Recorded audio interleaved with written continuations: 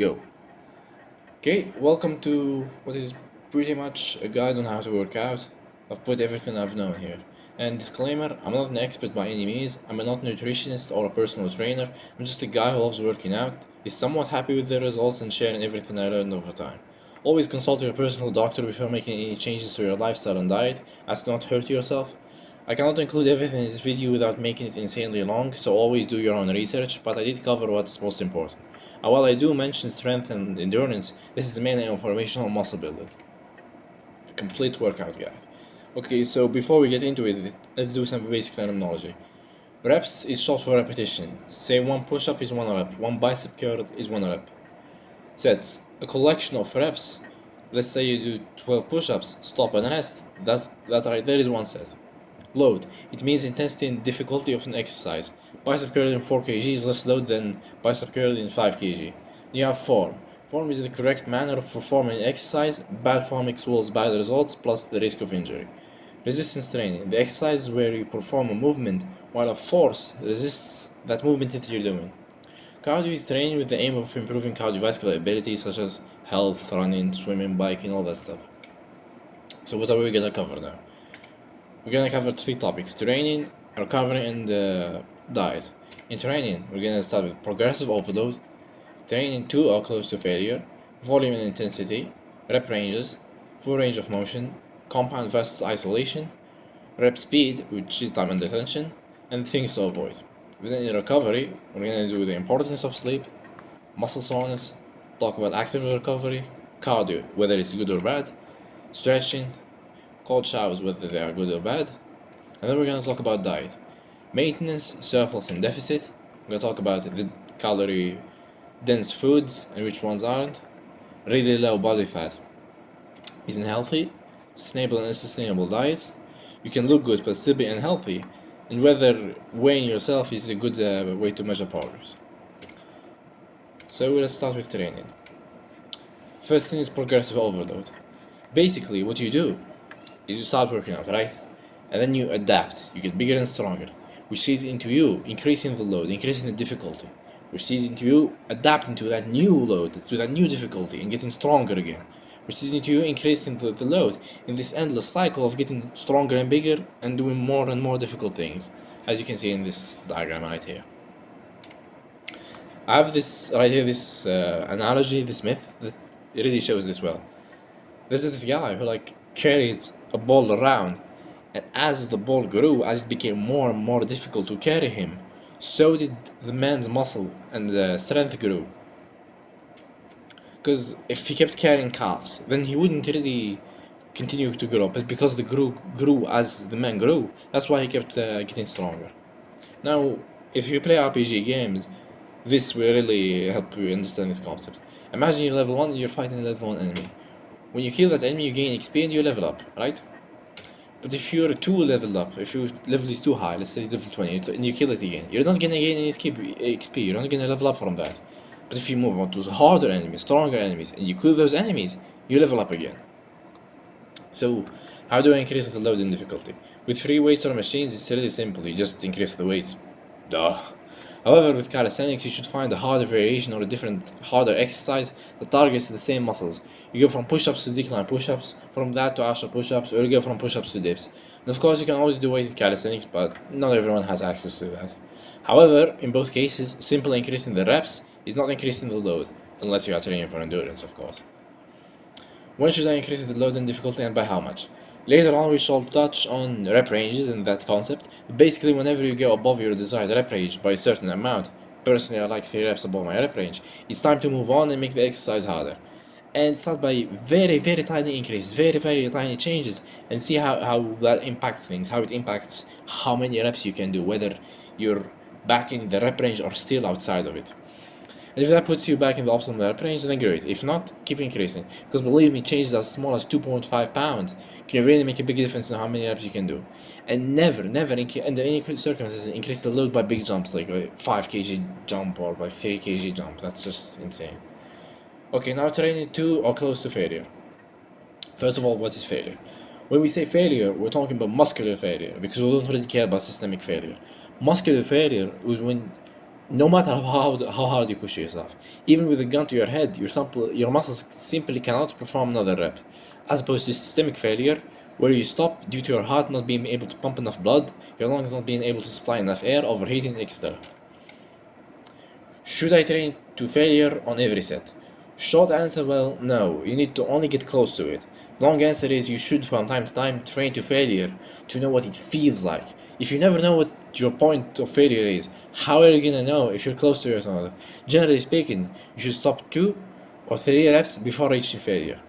Key tip is to know if you're reaching failure, your form starts becoming worse, which is actually a big reason why we avoid frequently trying to train to failure. And you also start making faces like these. If you're starting to make faces like these, then you're definitely reaching and getting close to failure. Let's talk about volume and intensity. You have this graph right here. What is volume? Volume is sets times reps times intensity. So increasing any of these three will increase your volume. Some people fall into the mistake of thinking more volume automatically means more strength, more muscle. Well, yeah, but only to a certain amount, before you start doing more harm than good. As you can see in this graph, 1 to 3 sets, that's very little, not enough. 5 to 6 sets, that's decent, not enough again. But 7 to 9, that's great. But if you go above that, you actually start going down. You start making it worse for you. So if you reach that point, stop. So the issue is finding the optimal range for yourself and for a particular exercise. But a general rule of thumb, 40 to 30 minutes of exercise is long enough for a beginner, maybe 1 hour is long enough for an advanced lifter. Now let's talk about rep ranges. A rep between 2 and 6, that's for strength. Between 6 and 12, that's for muscle size, hypertrophy. And 12 to 15, that's for endurance. But let's get into this more. You pick your rep range based on your goals because different training styles result in different results and body adaptations. Of course, there's overlap. If you train for size, you are bound to gain strength. If you train for strength, you are bound to gain size. Size is kind of like in the middle. If you train for strength, you're gonna gain size, and if you train for endurance, you're gonna gain size as well. But if you train for endurance, you're gonna gain very little strength. And if you train for pure strength, you're gonna gain very little endurance. And this graph really shows things. Now let's talk about range of motion. Range of motion. In simple terms, all the way down, all the way up. Going down to a partial and then going up is bad for gains. There are situations where partials might be a good idea, but in general form, range of motion is better. Isolation versus compound exercise. In short, compound uses multiple muscles at once and move multiple joints at once. We can lift a lot with compound lifts like squats, deadlifts, etc. Isolation are the opposite. Examples are bicep curls, calf raises. One isn't better than the other, but in general, I recommend you start your workouts with compound lifts, and then at the end, isolate and work the muscles who haven't been adequately stimulated by the compound lift. Now let's talk about rep speed, fast versus slow. Generally speaking, you want your reps to be relatively slow. Trying to make your reps fast will result in the weight being lifted by the momentum instead of being lifted by the actual muscle. It also increases the risk of injury by screwing up your form and swinging the weight all around and shit like that, because you lose control over it. Slow reps also increase the time which the muscle is under tension, which is beneficial. I also recommend doing a 2-second pause at the bottom of your reps. As far as going up and going down is different when it comes to speed, well, yes, in general, you want to go slow and try to control yourself and you control your weight when you are going down, which is the aesthetic portion of the exercise. And when going up, it's fine to be explosive and go up with speed, go up with force. Now a bunch of common things to avoid. Ego lifting. Always know your limits, don't worry if progress is slow, fitness takes years, be patient. Avoid goofy, strange looking exercises that some influencers claim to be some secret sauce. There are no shortcuts. Don't only do it for attention. Stick to the basics, science supported facts, even if it's boring or not flashy, it will get the job done. Don't measure your progress from day to day. Measure it every 2 weeks or every few months. Jumping from program to program just because it's not showing instant results, without giving it really time to see, without giving it really time to show whether it's working or not, is pretty idiotic. Don't focus on niche small things when you're neglecting the basics. BS like the eyeball, like window, or whatever rarely matters or makes that big of a difference. Focus on perfecting the basics first, then go ahead, knock yourself out with these niche micro tips. Resting too much or too little between sets. Pretty self-explanatory. Prioritizing load over form. Your form doesn't have to be perfect. I never wanted you to move like a robot or a machine or something like that. But never ever accept a horrible dog shit form just so you can say, oh, I lifted X weight. This kind of goes with ego lifting, but yeah, I wanted to hammer that in. Now let's talk about recovery. The importance of sleep. Muscle isn't actually built in the gym. You only stimulate it there. It's built when you recover, mostly when you're sleeping throughout the day. Our body produces hormones crucial for muscle growth and repair. When you're asleep, this hormone helps rebuild damaged muscle tissue and stimulates the production of new muscle fibers. If you don't get enough sleep, your muscles won't have the opportunity to recover and grow correctly, and this will limit growth. What research has discovered that individuals who slept only 5.5 hours had 60% less muscle mass at the end of the study, while those who slept 8.5 hours had 40% more muscle mass. That's a huge difference. So yeah, make sure to get sleep, and not just sleep in time, also sleep in quality. Oh wait, before I move on, make sure to hydrate yourself and eat well. That's also very important for recovery. Muscle soreness. We can't really talk about recovery without talking about muscle soreness or DOMS, which are delayed onset muscle soreness, to be exact. Some people often attribute soreness to to a good workout or a bad workout. That's not true. If you feel hella sore the first couple of times, you're gonna feel hella sore for the first couple of times of your workout, but over time it goes away. Occasionally, it turns to vary slightly when you increase intensity. So don't use your soreness as a measuring tool and adjust your program accordingly. Stick to your program and give it time regardless. Though soreness can be a good way to know which muscle you're targeting. If you feel sore in the muscle you aren't targeting, and barely any sore in what you're targeting, the muscle category for it is incorrect and needs adjusting. Also, should you work out while sore? In my opinion, no, but you shouldn't completely stop and rest like a couch potato. Which leads me to our next point. Active recovery. What's active recovery? Active recovery is when you basically do a low intensity activity that encourages blood flow to the muscle without stressing and damaging the muscle, like you would in resistance training. Low intensity cardio like walking, running, biking, etc., as well as active and static stretching.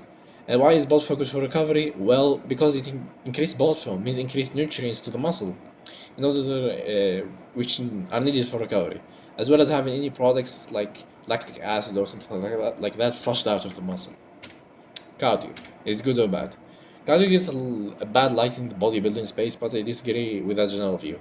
Cardio, unless you overdo it, is very beneficial to muscle growth. It can be used as warm up, as a form of active recovery, and furthermore, when you do cardio, the probability that you will need to stop an exercise due to some systematic fatigue is very unlikely. And not to mention, cardio is very important to health. Resistance training alone isn't enough, neither is cardio alone. Just make sure to avoid excessive cardio during your recovery or before your workout. And to also eat enough to be in a surplus, because the extra caloric expenditure of cardio might put you in a deficit. Stretching. Flexibility and mobility are often neglected. We touched upon the concept of full range of motion and we'll use the example of a squat here. Often a lot of people aren't able to achieve full range of motion in a squat due to the lack of flexibility and mobility, often in their hips or ankles. Being flexible and mobile also reduces the chances of muscle tears and injuries. While stretching might not directly build muscle, having more mobility will make workouts easier and safer and more effective, thus indirectly helping you build muscle. Cold showers and cold plunges. Good. Cold therapy in general. Is it good or bad? Well, it depends on what you want. Cold showers and cold plunges actually have been shown to impact muscle hypertrophy, بين muscle building. Negatively, however, they do help to relieve soreness and speed up recovery, among a multitude of other health benefits. So if you need to recover as fast as possible, let's say for a contest or for some match or anything or whatever, and you don't really care about growth, go for it. Otherwise, maybe give your muscles a good chunk of time to recover and then start doing your cold showers. Oh, and a closing note, hydration and nutrition. A caloric surplus and plenty of protein is crucial for recovery. Now let's talk diet. Whoops, my thing is. Maintenance, surplus, and deficit. You can be in three states while you're eating and, well, existing: deficit, maintenance, and surplus. Basically, you eat calories, energy in, and use them, energy out, and this puts you in one of these three states. The first and most common state is maintenance. Here, what you use and burn is equal to what you eat, meaning your body stays in the same because there's no extra energy to use in order to build new tissue, and there's no extra need to burn tissue for. And then we have a deficit. This is when energy used is more than energy eaten and going in. This results in the body burning tissue in order to fulfill the extra need that food didn't fulfill. Meaning you lose weight. You meaning you lose weight. Yeah, you most likely lose fat, but if the deficit is pretty big, you also lose muscle, which is bad. So yeah, avoid big deficits. And finally, a surplus. You eat more than you burn and use, so the extra gets stored as fat or gets used to build new muscle. If you work out and have a small surplus, then it's all used for muscle building, which is a lean bulk. However, if you don't train, you gain fat, and if you train but the surplus is already big, you gain both fat and muscle. Calorie density and calorie dense food. Different foods, despite having the same amount, have more or less calories. So if you want to be in a surplus, eat calorie dense foods. If you want to be in deficit, well, don't. Here I have an example of oil. In 100 grams of oil, you have nearly 900 calories. And if 100 in 100 grams of lettuce, you have 15 calories. The, the difference is astronomical. In general, things that are saturated in fats, oils, and sugars, they are very calorically dense. I would say meat as well, since meat is pretty calorically dense, but meat has protein, which is really good for you as someone who wants to work out. So don't really avoid that. However, there are lean meats like chicken, and there are meats who do have fat in them like beef. But yeah, and foods who are generally very low in caloric density are the ones with high water content, like salads, fruits, things like that. Because well, vegetables, not really fruits. Because water has a caloric value of zero, but water does hold space in your stomach, so it makes you feel saturated, makes you feel no longer hungry, even though it's adding zero calories. So that's why foods that are rich in water are very low calorie. Uh, as well as fiber. Fiber is pretty much the same as water. Liquid calories, like sugary drinks and juices. It's really easy to pack on calories when you drink liquids because they won't stop you from being hungry. When's the last time you were hungry, drank a soda, and suddenly you weren't? Never. But you sure as hell took it in a ton of calories. That's why you are avoided. That's why they are avoided at all costs when you are trying to lose weight. Now let's talk about unhealthy body fat percentage. Going below a certain body fat. Wait, there's some text here. The same way that gaining too much fat is bad. The same goes for having too little. Going below a certain body fat percentage could lead to muscle loss, fatigue, increased appetite, weaker immune system, and so on. Generally, the limit for a man is 10% body fat and 15% for a woman. Of course, there are genetic outliers who can sustain 10% or below 10%, easier than the majority of the population, or using pharmaceutical assistance. But generally speaking, it's not sustainable, it's not healthy, it's a stage only look that doesn't last long, and bodybuilders regain their fat once the show is over, once the stage is over. Now let's talk about sustainable and unsustainable diets. Diets, for the most part, aren't temporary. You are supposed to keep a diet for the entire rest of your life. So any diet that relies on willpower is horrible, because you can't willpower your way throughout the rest of your life. Your diet should be tasty. You shouldn't leave you hungry 24/7 like certain starvation diets. Does that mean you don't need any willpower at all? No, I'd argue you need willpower at the start to try to force yourself out of your comfort zone, try this new thing, and resist cravings induced by your junk food addiction. But once you get through the initial phase, it should be smooth sailing from there on out. Any diet that isn't like that probably isn't for you. If you're looking for a place to get these diets, I recommend Coach Greg's cookbook for this. He has a bunch of cookbooks. So yeah, just Google his channel. He also has fitness tips and stuff. You can look good and still be unhealthy. You can never outwork a bad diet. Some people have this idea that calorie in, calorie out, and body fat percentage is all that matters when it comes to health. They think they can all eat all the cakes, drinks, burgers, and whatever, and still be healthy as long as they exercise the calories away, exercise the fat away. No, you cannot. We've seen multiple bodybuilders and multiple athletes and stuff die young, and people jump to, oh, it's steroids, even though they were natty, all because of their diet. Using weight as a progress measurement. It's a very good tool when done correctly. Some people measure it from day to day, and despite their best efforts, see their weight shoot up or shoot down. That makes them really upset, thinking they didn't make progress when in fact they actually did. Truth is, from day to day, there are many different variables that decide whether or not your weight goes up or goes down. Water weight, the food inside of you, etc. So we need to weigh from week to week, or every 2 weeks, or even every month. So we eliminate those variables, so that your muscle mass and your fat are the only factors that decide the changes in your weight. And just to be sure, add pictures between each 2 weeks, because sometimes we replace the fat that we lose with muscle. So it seems to us that we've made no progress since we're with the same weight, but pics would show you otherwise, since you can really tell that from looking at yourself, from looking at your pictures, that you lost fat and you replaced that with muscle. Now, that's all for now. That's all. This is the video. I have a bunch of different channels that I really recommend.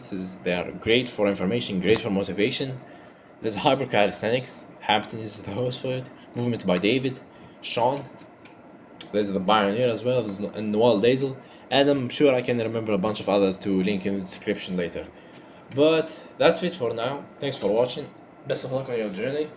And if you have any questions, you can drop them down in the comments. I will also link all those channels that I just mentioned in the comments. So yeah, that's it.